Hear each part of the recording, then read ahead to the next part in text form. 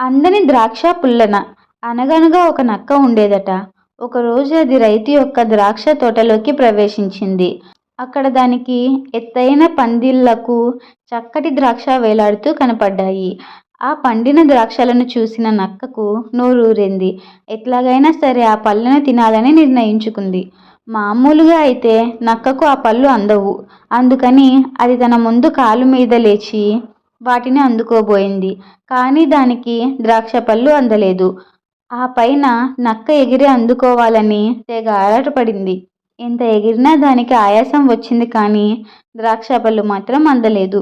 ఎగిరి ఎగిరి ఆయాసంతో ఇక ఎగరలేక విసిగి, చిచి, ద్రాక్ష పళ్ళు పుల్లగా ఉంటాయట, నేను తినడమేంటి అని గొనుక్కుంటూ వెళ్ళిపోయింది.